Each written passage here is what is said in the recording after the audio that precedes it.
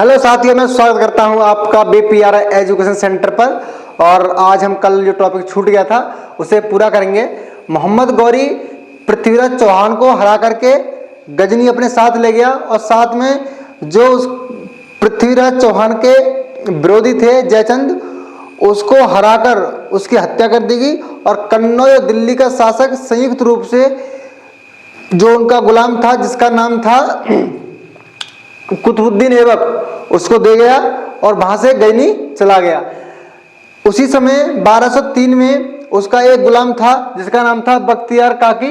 इसने नालंदा यूनिवर्सिटी को, जो कि एक उस समय ज्ञान का भंडार के रूप में विकसित थी और इसकी चर्चा पूरी दुनिया भर में थी, उसमें आग लगा दी और भारत की संस्कृति को एक मिटाने का सबसे बड़ा प्रयास और सबसे प्रथम प्रयास ये किया गया। और इसी के साथ एक विक्रमशिला यूनिवर्सिटी थी जो कि राजा लक्ष्मण सेन ने बनवाई थी, उसको भी इसने नष्ट कर दिया। इस प्रकार से हमारी संस्कृति, हमारे ग्रंथों को मिटाने का पहला प्रयास बख्तियार काकी के द्वारा किया गया, जो कि एक तुर्क था। और 1203 में यह नष्ट करके यहाँ का ही शासक, बंगाल का शासक बन गया। इसी बीच 1206 में जो मोहम्मद गौरी था उसकी मृत्यु हो जाती है और जो जहाँ पर जिसके गुलाम शासन कर रहे थे वह स्वयं उसी जगह का अपने आप को राजा मानना शुरू कर देते हैं। लेकिन जो कुतुबुद्दीन ऐबक था, जो एक दिल्ली का शासक बना और इसने अपनी राजधानी लाहौर बनाई। इधर सिंध का राजा, सिंध यानी मुल्तान, जो कि यहाँ पर नसरुद्दीन कुवाचा शासक बना, और जो था गजनी, यहाँ पर यालदोज शासक बना। इस प्रकार शासन छोटे छोटे राज्यों में फिर बट गया। लेकिन अब यहाँ के शासक मुसलमान हो गए थे, अर्थात एक विदेशी सत्ता भारत में प्रवेश कर चुकी थी। और इसी कड़ी में हम एक एक टॉपिक उठाते हैं और आगे बढ़ते हैं। तो पहला टॉपिक है कुतुबुद्दीन ऐबक। क्या काम किया कुतुबुद्दीन ऐबक ने, इसे अब देखते हैं। ठीक, आपको बताया था कि ये कुतुबुद्दीन ऐबक ने गुलाम वंश की स्थापना 1206 में की, मोहम्मद गौरी की मृत्यु के बाद। तो इसे, इसकी कई उपाधियाँ थी। यह कुरान को बहुत सुरीली पढ़ता था, इसलिए इसे कुरान ख्वाह बोलते थे। यह लाखों को दान करता था, इसलिए इसे लाख वक्स बोलते थे। और इसकी राजधानी लाहौर थी। अभी तक राजधानी दिल्ली नहीं बनी है, राजधानी अभी भी क्या है, लाहौर। लेकिन दिल्ली और कन्नौज, ये सब क्षेत्रों को कंट्रोल कौन कर रहा है, कुतुबुद्दीन ऐबक। तो इसने दिल्ली में कुछ इमारतें बनवाई जो कि शुरुआती चरण में इसने कार्य कराए। तो पहली थी कुब्बत उल इस्लाम, जो कि उत्तर भारत की पहली मस्जिद थी। सबसे पहले मस्जिद जो बनाई वो कुतुबुद्दीन ऐबक ने बनवाई, जो कि दिल्ली में बनवाई, जिसका नाम था कुब्बत इस्लाम। और दिल्ली में एक चीज़ और बनाई जिसका नाम था कुतुब मीनार, जो आज भी एक भारत की विरासत के रूप में प्रसिद्ध है। तो उसका निर्माण शुरू कराया था कुतुबुद्दीन ऐबक ने। ठीक है। इसी के समय एक बदायूं क्षेत्र था जिसका गवर्नर था इल्तुतमिश, तो वह इसी के अंडर कार्य करता था। और अजमेर में इसने 2.5 दिन का झोपड़ा बनवाया, जो कि एक पहले संस्कृत विद्यालय था, जो कि राजस्थान के राजा थे जिनका नाम था बिग्रराज, उन्होंने ये बनवाया था। तो इस प्रकार से इन इमारतों का इसने निर्माण कराया। और जो कुवाचा और यालदोज थे, इनको शांत करने के लिए इनसे अपनी एक बेटी की शादी कराई और इनसे संबंध अपने अच्छे रखे ताकि ये उस पर आक्रमण ना करें। इसी बीच ये 1210 में पोलो खेल रहा था, जिसे चौगान बोलते हैं। घोड़े से गिरकर इसकी मृत्यु हो गई। और जब मृत्यु हो गई तो इसका एक पुत्र था आराम शाह, वह गद्दी बैठता है। उसमें आराम शाह शासक बना, जो कि अयोग्य था। इसका फायदा उठाया बदायूं के गवर्नर ने, जिसका नाम था इल्तुतमिश। इल्तुतमिश ने 1211 में इसे जूंद के युद्ध में हराया और स्वयं शासक बन गया, जो कि पहले एक कुतुबुद्दीन ऐबक का गुलाम था, अब वह स्वयं राजा बना।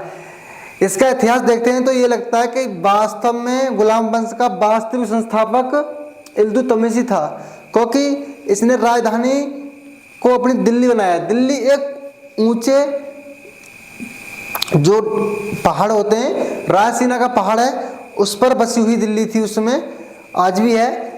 तो एक प्रकार से सुरक्षित क्षेत्र था, इसलिए उसने लाहौर से हटाकर अपनी राजधानी दिल्ली स्थापित की और अपनी सेना को स्थायी बना दिया।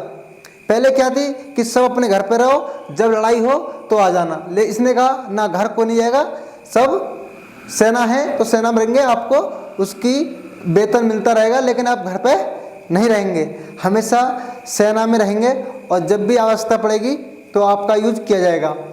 तो इसने सेना को स्थायी बना दिया, जो कि इसका एक महत्वपूर्ण कदम था, क्योंकि जब रक्षा होगी तभी हम साम्राज्य का विस्तार कर सकते हैं। तो इसने तराइन का युद्ध लड़ा फिर 1217 में, और 1217 में याल्दोय था, याल्दोय कहाँ का था, गजनी का शासक, उसको हराया तराइन के तीसरे युद्ध में। तराइन के मैं दोनों युद्ध आपको पहले पढ़ा चुका हूँ, 1191 में पृथ्वीराज चौहान और गौरी के साथ, और फिर हुआ था तराइन का द्वितीय युद्ध जो कि 1192 में हुआ, यह भी मोहम्मद गौरी और पृथ्वीराज चौहान के बीच में हुआ, जिसमें गौरी जीता था सेकंड वाले युद्ध में, और वहाँ से उसे गजनी ले गया था।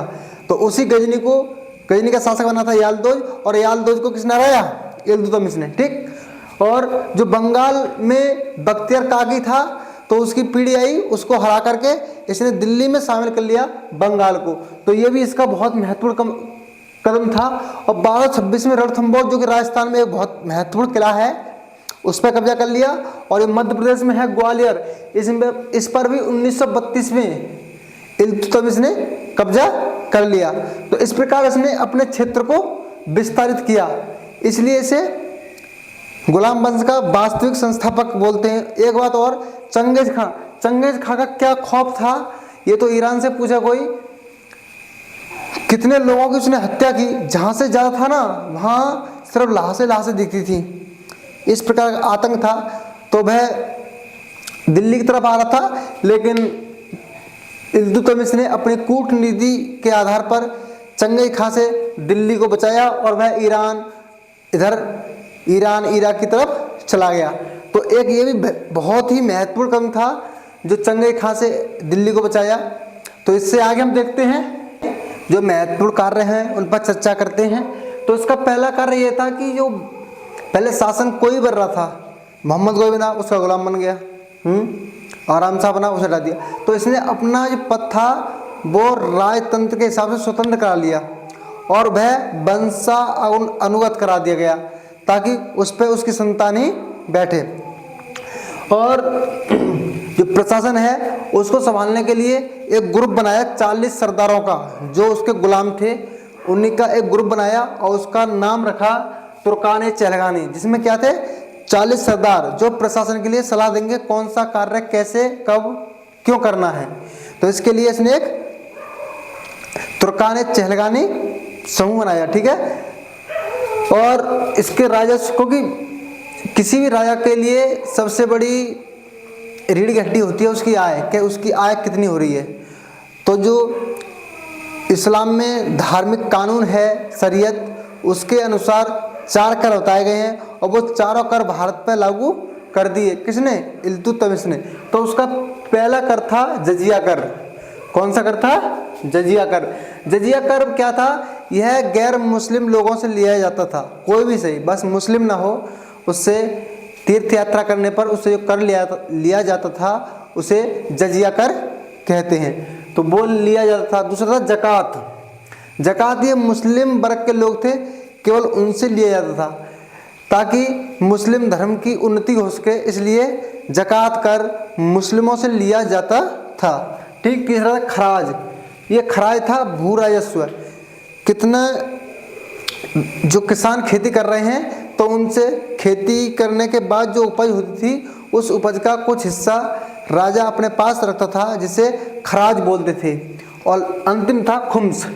मैंने बोला था ये अरब के लोग ज़्यादातर धन इकट्ठा किससे करते थे, लूट से, क्योंकि इनके यहाँ क्या था, रेत ही रेत, कुछ होता था नहीं, तो ये लूट मचाते थे। तो ये शरीयत के अनुसार खुम्स है। ये खुम्स क्या है, लूट का धन। तो ये 4 राजस्व थे इल्तुतमिश के अनुसार, जिसने अपने शासन को मजबूत करने के लिए इन 4 करों को लागू किया। आज भी भारत में कर चल रहे हैं भारत के अनुसार, जैसे जीएसटी है ना, आयकर है, तो उस समय ये करते, ठीक। और राजा बनने के लिए सबसे महत्वपूर्ण बात थी कि जो खलीफा है, पूरे मुस्लिम वर्ग का मुखिया है, मुस्लिम धर्म है, उसके उस सर्वोच्च शिखर पर जो बैठा है उससे अनुमति ले लेना। जिस व्यक्ति ने अनुमति ले ली वह राजा बनने के लिए योग्य है, वरना उसे कोई ना कोई आके उसे हटा सकता है। इसलिए उसने खलीफा से, जो कि बिल्ला नाम का खलीफा था, उससे अनुमति पत्र लिया और खुद को सुल्तान की उपाधि धारण की। तो जब उसने बिल्ला से, जो खलीफा था, उससे अनुमति पत्र लिया शासन के लिए, तभी उसने सुल्तान की उपाधि धारण की। ठीक। और सुल्तानगढ़ी है, सुल्तानगढ़ी में पहला मकबरा जो बनाया वो इल्तुतमिश ने था। इल्तुतमिश के द्वारा बनाया गया सुल्तानगढ़ी में मकबरा ये पहला मकबरा जो भारत में बना था। ठीक। और ये मदरसाए मौजी, क्योंकि अपने धर्म का प्रसार करना है तो मदरसा खोलना बहुत ही ज़रूरी है, तो उसने एक मदरसाए मौजी खोला और ख़ुद का मकबरा जीते जी बनाया। कहाँ? दिल्ली में ही। तो ये मदरसा ए मौजी स्वयं का मकबरा है, ये भी बनाया और दिल्ली में स्थापित किए। ये बहुत ही महत्वपूर्ण किताब कार्य थे इसके। एक बहुत महत्वपूर्ण किताब है जिसमें इन सब की चर्चा मिलती है, उसका नाम है तबकात नासरी। जो तबकात नासरी ये पुस्तक है, ये मिनहाज की है और इसके द्वारा ये पुस्तक लिखी गई थी। ठीक है, तो इसे मिटा दें। जो मिनहाज था, मिनाज सिराज ऐसा कुछ नाम था उसका, तो उसने लिखी थी तबकात नासरी। उसी को इस इल्तुतमिश ने संरक्षण भी दिया था। लेकिन इसकी 1236 में इसकी मृत्यु हो गई और इसकी मृत्यु के बाद इसकी बेटी आई, जो कि पहली और अंतिम महिला मुस्लिम महिला सुल्तान है। उसका नाम था, क्या नाम था उसका? तो उसका नाम था रजिया सुल्तान। तो पहली मुस्लिम शासक थी जो कि राजा बनी और इसके पिता जानते हैं कौन थे? इल्तुतमिश। लेकिन इसकी माँ थी शाह तुर्कान। कौन थी? शाह तुर्कान। इसका पुत्र था एक फिरोज शाह। ये चाहती थी कि मेरा बेटा राजा बने, लेकिन उसके पिता की मृत्यु हो चुकी थी और पिता को पता था ये बेटा किसी काम का है ही नहीं, इसलिए वह अपनी बेटी को वसीयत दे दिया था कि मेरी बेटी राजा बने। इसलिए तुर्कान ए चहलगानी ने रजिया सुल्तान को ही राजा बनाया। ठीक। क्योंकि तुर्कान ए चहलगानी के हाथ में असली पावर थी, वही प्रशासनिक कर्ता धर्ता थे, इसलिए उनके सहयोग से रजिया सुल्तान राजा बनी, जो कि पहली राजा थी, शासका थी। ठीक। लेकिन इसमें इनके शासन में एक व्यक्ति पहले से था जब इल्तुतमिश थे, उसका नाम था मलिक याकूत। मलिक याकूत गैर तुर्क था, ये तुर्क नहीं था। अभी मोदी कह रहे थे ना तुर्कों की तुर्की नहीं चलेगी, तो ये बाकी सब तुर्क थे लेकिन ये तुर्क नहीं था।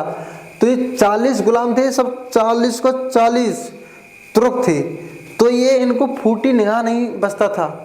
लेकिन जब तो ये छोटे पर था, बाद में रजिया सुल्तान ने इसे आमिरे आखुर बना दिया। यानी जो अश्व घर होता है, अश्वों का घर इसे बोलते हैं अश्वालय, तो उसका प्रमुख बना दिया इसे।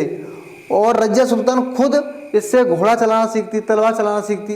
तो इसकी नज़दीकियाँ, मलिक याकूत की नज़दीकियाँ रजिया सुल्तान से धीरे धीरे बढ़ने लगी। ये बात तुर्कान चहलगानी को खटकने लगी और इसका विरोध करने लगे रजिया सुल्तान का। इसी वहम को मिटाने के लिए रजिया सुल्तान ने निकाह किया भटिंडा के गवर्नर से, जिसका नाम था अल्तुनिया। लेकिन उनको फिर भी ये डर था कि ये इसी को ज़्यादा महत्व देती है, और था भी। इससे से प्रेम था, घोड़ा, तीर, तलवार जो भी सीखा सब इसी ने सिखाया मलिक याकूत ने। इसलिए तुर्कान चहलगानी के हाथ में असली पावर थी और उसे हटा दिया।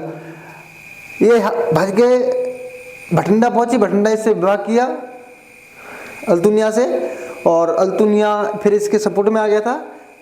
लेकिन बाद में ये दिल्ली आ रहे थे और रास्ते में कैथल जगह पड़ती है 1240 में, वहाँ कुछ लिटोरों ने इसकी हत्या कर दी गई। इसके बाद कुछ राजा आएंगे, उसे हम कल पढ़ेंगे। तो आज के लिए इतना ही। अगर वीडियो सच में अच्छी लग रही है, कुछ समझ में आ रहा है, तो ज़रूर लाइक करें। धन्यवाद।